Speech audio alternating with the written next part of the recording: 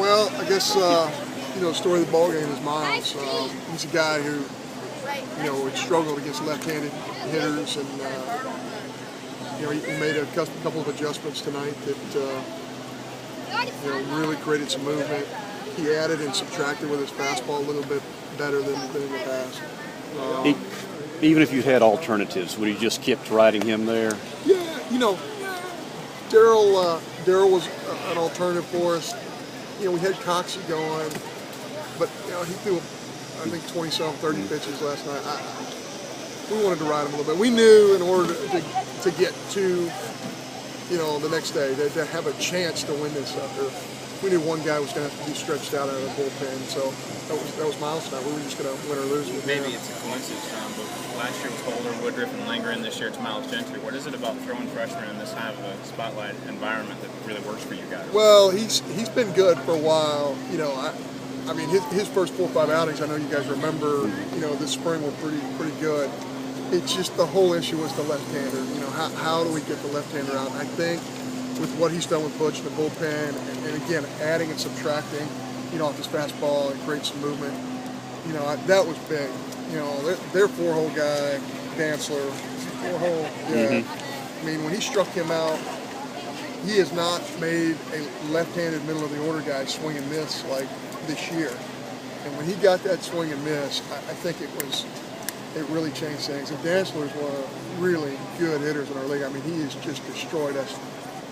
And usually left-handers are going to tee off on lower arm slot guys, but I think he created again. You look at the velocities, 73, 74, 73, 74, and then wham, he threw a 90 and a 92. And, creating different velocity and adding and subtracting is big. We've talked about this before, but just the resiliency of the group. You had the trap ball. They didn't let that get to them. They scored late again. 17 innings last night. Nothing seems to phase them. Yeah, that was a tough play. I tell you what, I really felt like the ball was caught from the dugout. It's just hard to see. So yeah. Certainly, things happen in ball games, and you got to deal with things. And our kids are resilient, and you just got to keep on fighting and competing. That's what our kids did. What did Gentry do tonight to get the left-hander out? He took something off his fastball. Again, he normally stays in that 85 to 87 range, which is a pretty good velocity for a down-under guy. But what we wanted him to do is get down in the 70s with that, just to plant something different in the mind of the left-hander, and he did that. He had a lot of big misses arm side when he took something off the pitch, but he was able to, again, create different tempos with the fastball, and I think that's his key, to get the left-hander. You had to shuffle the outfield with CT not available, but of course Hunter's played center before, and Armstrong and Henderson really saved the pitchers in some innings there. Yeah, I thought Armstrong played really. He had the one play where he fell down. Boy, I thought Henderson was going to get to that one ball. It was unbelievable how he closed on that ball. Those are 3 guys who can really run. It's nice to have that. CT's not moving around as well as we want him to, and he's one of the premier defenders in our league.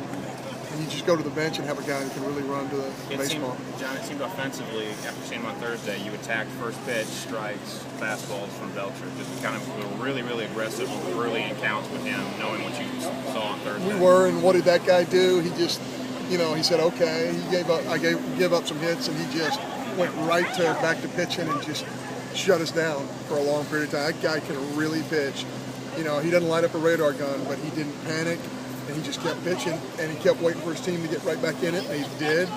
I was really impressed with what he did, Belcher. I thought he just settled right in and just pitched, and I thought he did a great job. Ball down the right field line, John. That's a deep play. Just kind of talk about how that came about, and is that just kind of Adam doing it on his own, or is that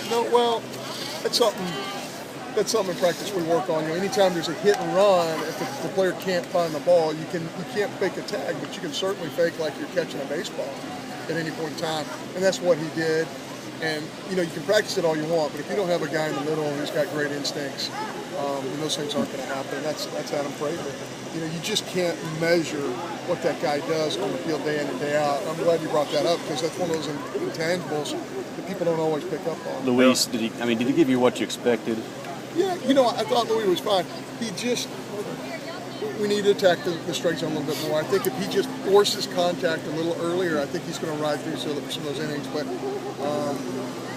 you know, he just did not force as much contact as I would have liked to have seen. You can buy your way out of a win, or out of a Friday with a win, John. So Kendall tomorrow. Yeah, Kendall's going to go tomorrow, and then we got to find out who's available out of the pen. That's why it was so important to stretch Miles here today. You know, all those guys will get cranked up. You know, we have you know, Holder for an inning. We have Gerardo for an inning. We have Benny possibly for an inning. We just don't know. You know, we'll wait and see how that develops because tomorrow's huge. Yeah. You know, if somehow, some way you can win a ball game tomorrow, you get the day off. And if you get the day off, now those guys get the 48 hours, and now you're going to be bullpen can get back to where it was. I don't know if you watched A&M today, but they've got 4 home runs in this tournament, and Kendall being a ground ball guy, it's got to be a good matchup in that sense. That helps. I tell you, A&M's playing great. I think we caught them early in the year when they weren't playing as well, but I think this is a different club. You know, they run and they got some power in the middle. That third baseman, I mean, he hit balls out of here, and you're a man. That guy can really hit. How much thought was put into Hunter swing away there in the ninth instead of the bunt? I think it was the ninth. Yeah, I want him to bunt just because I felt like there's just too many opportunities for something else to go bad. You know, I mean, he could hit a ball real hard when he did a double play. I mean, he could, you know, he could go into a pop-up. I feel like with the arm strength or outfielders, even if you go fly ball there, it's going to be tough to move. So, and Hunter's normally a really good bunter.